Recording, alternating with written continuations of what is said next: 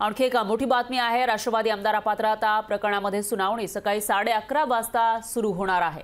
आमदारांची नियमित फेरसाक्ष यावेळी नोंदवली जाईल। तर दोन्ही गटाच्या बाजूने राहुल नार्वेकर हे दोन्ही गटाच्या बाजू ऐकून घेणार आहेत।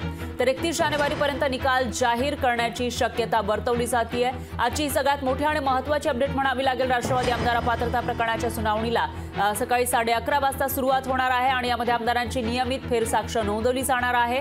तर दोन्ही गटाच्या बाजू राहुल नार्वेकर विधानसभा अध्यक्ष हे ऐकून घेणार असल्याचंही कळतंय आणि 31 जानेवारीपर्यंत म्हणजे येत्या 8 दिवसांमध्ये या प्रकरणाचा निकाल येण्याची शक्यता आहे। याविषयी अधिक माहितीसाठी आपले प्रतिनिधी भूषण शिंदे आपल्यासोबत थेट जोडले गेले आहेत। भूषण, काय सांगाल?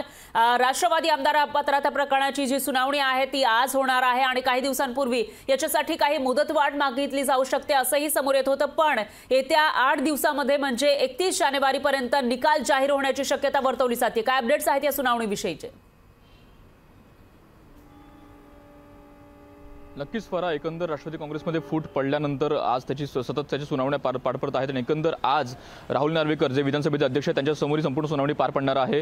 दोन्ही गट म्हणजे शरद पवार गट आणि अजित पवार गट या दोन्ही गटांकडून एकंदर आपली बाजू मांडण्यात येणार आहे। स्वतः राहुल नार्वेकर ही संपूर्ण बाजू ऐकणार आहेत आणि एकंदर संपूर्ण 31 जानेवारीपर्यंत हा निकाल देतील असं अपेक्षित आहे।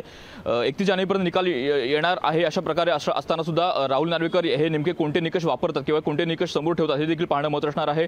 ठाकरे गटाला जे निकष त्यांनी वारंवार नमूद केले किंवा ठाकरे गटाला जे निकष लावले ते निकष या देखील केसला लावतात हे देखील पाहणं महत्त्वाचं असणार आहे। त्यामुळे 31 जानेवारीपर्यंत निकाल कोणता येतो आणि आज दोन्ही गटाकडून कोणती नेमकी बाजू मांडली जाते हे देखील पाहणं महत्त्वाचं असणार आहे।